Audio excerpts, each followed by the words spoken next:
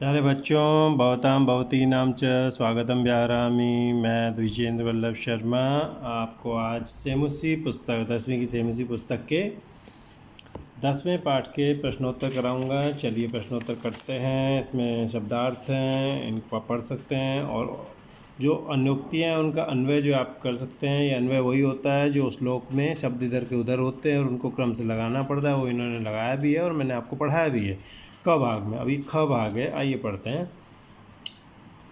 अभ्यास, सबसे पहले हम अभ्यास देखते हैं। ठीक है, इसको थोड़ा हम जूम कर लें। यस, ये जूम हो जाए थोड़ा सा, और जूम होने से आप तक बात आसानी से पहुंच जाएगी। पहला प्रश्न देखते हैं। अधोलिखिता नाम, नीचे लिखे प्रश्नानाम उत्तराणी, प्रश्नों के उत्तर संस्कृत भाषा लिखित संस्कृत भाषा में लिखो। सरस शोभा, तालाब की शोभा केन भवती, किससे होती है? केन भवती, बताइए किससे होती है? राजहंसेन, राजहंसे न, राजहंस से होती है। ठीक है, केन हटाएंगे, राजहंसेन लिख देंगे। चातक कम याचते, चातक किसको चाहता है? पुरंदरम, पुरंदर को, पुरंदर मने इंद्र जो वर्षा करते हैं, तो कम हटा करके पुरंदरम लिख देंगे। मीना कदा दीनाम गतिम प्राप्नोति, मछली कब दीन गति को प्राप्त होती है? तो कदा हटा दो और उसके बाद लिखो मीनः दीनाम गतिम प्राप्नोति और क्वेश्चन मार्क हटाइए। यदा सरह शुष्कः भवति, जब वो शुष्क हो जाता है। शुष्क जल रहित भी लिख सकते हैं ब्रैकेट में, जल रहित भवति, जब वो जल रहित हो जाता है तालाब तो मछली की दुर्गति हो जाती है। तो उत्तर क्या बना? मीना दीनाम गतिम प्राप्नोति यदा सरः शुष्क जल रहित भवति, जब तालाब सूखा यानी जल रहित हो जाता है। कानी पूरयित्वा जलद रिक्त भवति, किन को भर करके बादल खाली हो जाता है? नाना नदी नद शतानी, कहानी हटा करके क्या लिख देंगे? नाना नदी नद शतानी। ठीक है, इनको भर करके जलद रिक्त हो जाता है। वृष्टि भी वर्षुधाम के आर्द्रयंती, बारिश से धरती को कौन गीला करते हैं? जलदा, बादल। ठीक है, हो गया। अगला क्वेश्चन देखिए, क्वेश्चन नंबर 2, प्रश्न संख्या 2। अधोलिखित वाक्य जो नीचे लिखे वाक्यों में रेखांकित पदों को आधार बनाकर प्रश्न निर्माण करिए।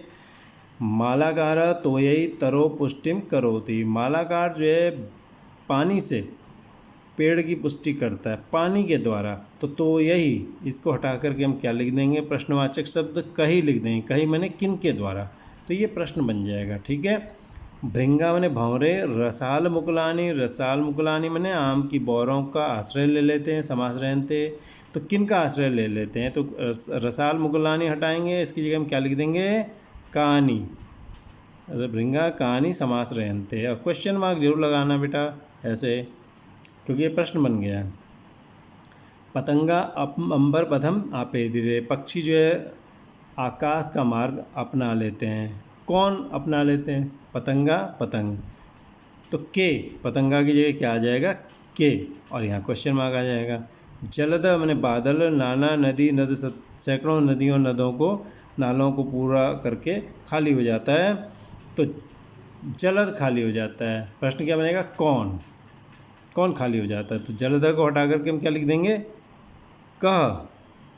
ठीक है, तो चातक वने बसती, चातक वन में बसता है, तो वन में बसता है। प्रश्न क्या बनेगा?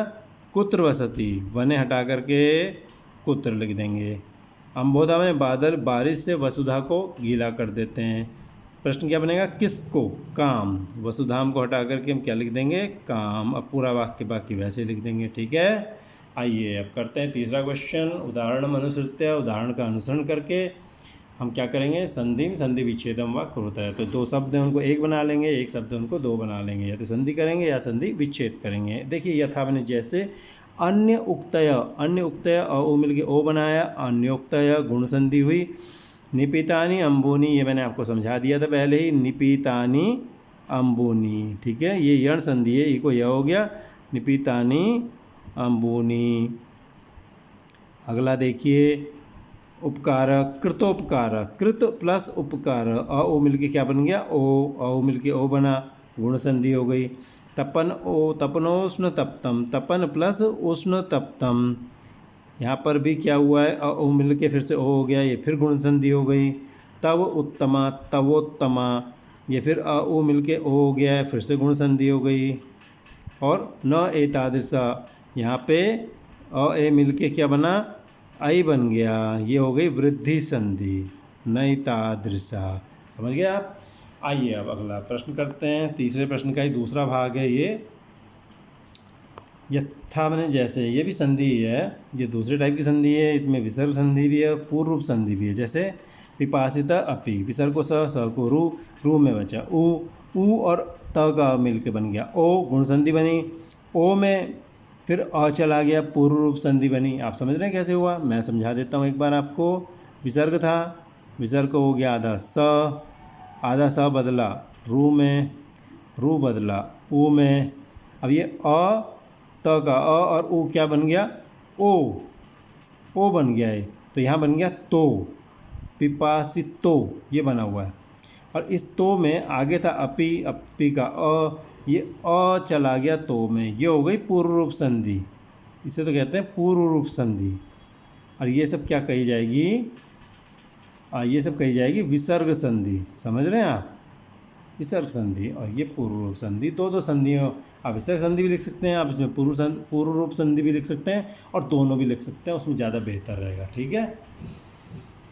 क देखिए, कोपी, कह अपी, यहाँ फिर वही फॉर्मूला चलेगा पिछले वाला, विसर्ग को स को रू ऊ और मिल के ओ में चला जाएगा, कॉपी। ऐसे ये भी है, रिक्ता असी, वही फार्मूला ऊपर वाला। मीना अयम, मीनोयम, यहाँ भी वही फार्मूला जो अभी समझाया आपको। ठीक है। आर्द्रयंती, वृष्टि भी आर्द्रयंती, यहाँ विसर्ग को स को रू, वृष्टि भी आर्द्रयंती। अब आप कहेंगे यहाँ ये क्यों नहीं गया, क्योंकि अ होता है वही जाता है ओ में, ओ में चला जाता है, आ नहीं जाएगा कभी भी। ठीक है। तो वृष्टि भी, विसर्ग को स को रू, और रू में बचता है र, और र इसमें आ में मिल जाएगा तो रा बन जाएगा, वृष्टि भी आर्द्रयंती। ठीक है। ये विसर्ग संधि हो गई। ठीक है। आइए अब इसके तीसरे हिस्से में चलते हैं। यथा मैंने जैसे, सरसा भवेत, सरसो भवेत, यहाँ पे क्या हुआ, विसर्ग था, विसर्ग को हुआ स को हुआ रू को हुआ ऊ और अ मिल के क्या बना ओ, तो सरसो भवेत। अब यहाँ पूर्व रूप संधि नहीं हो सकती, क्योंकि वो तब होती है जब अ यहाँ हो और वो इसमें चला जाए, लेकिन यहाँ तो ऐसा है ही नहीं, तो यहाँ सीधे सरसो भवेत हो गया। ऐसे खगह मानी है, विसर्ग को स को रू को ऊ, और ऊ और अ मिलके ओ बन जाएगा, खगोमानी बन जाएगा। अब यहाँ पर देखो, मीनह नू, यहाँ भी ऊपर वाला फार्मूला, विसर्ग को स को रू को ऊ अ मिलके ओ, और नू, मीनो नू बन गया। ठीक है।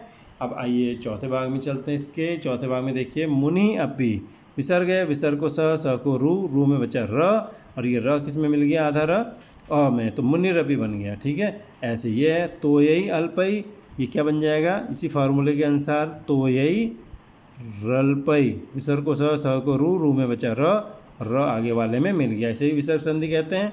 और यह है अल्पही अपी, यहाँ भी वही विसर्ग को स को रू में बचा र, अल्पही रपी हो गया। तरो अपी, तरो रपी हो गया, तरो रपी, विसर्ग को स को रू में बचा र अ में मिल गया, तरो रपी। ठीक है।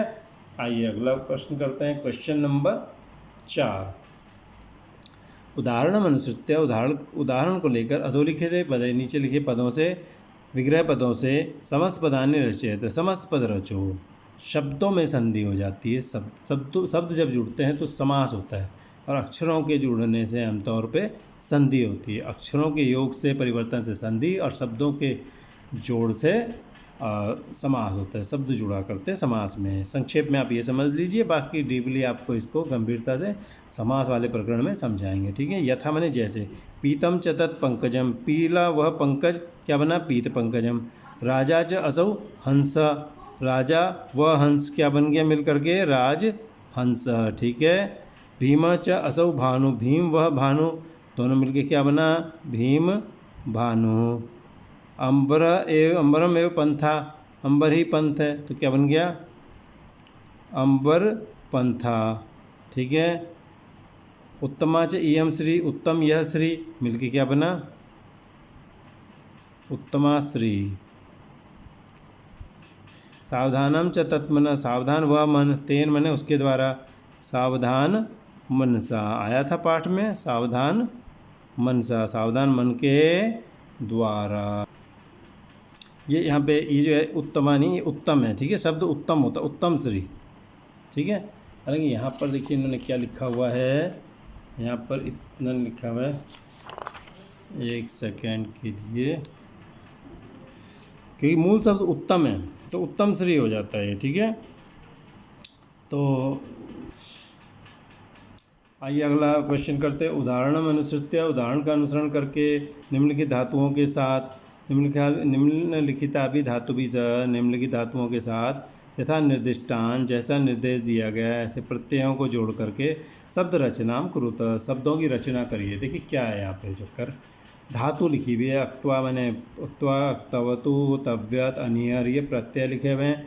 धातु के साथ हम प्रत्यय को जोड़ेंगे और शब्द बनाते जाएंगे। जैसे पठ धातु है, पठ मैंने पढ़ना, अक्त्वा प्रत्यय जोड़ा बन गया पठित्वा, पठित्वा मैंने पढ़कर, पठ में अक्तवतु प्रत्यय जोड़ा ये बन गया पठितवान, पठ में तव्यत प्रत्यय जोड़ा बन गया पठितव्य, पठितवान मैंने पढ़ा, पठितव्य पढ़ना चाहिए। पठ में अनियर जोड़ा बन गया पठनीय, मैंने पढ़ने योग्य। अब देखिए और शब्द बनाते हैं। गम मैंने जाना, गम में अक्त्वा जोड़ा गत्वा बन गया, गत्वा मैंने जाकर। गम में अक्तवतु जोड़ा बन गया गतवान, गतवान मैंने गया। गम में तव्यत जोड़ा क्या बनेगा गंतव्य, गंतव्य मैंने जाना चाहिए।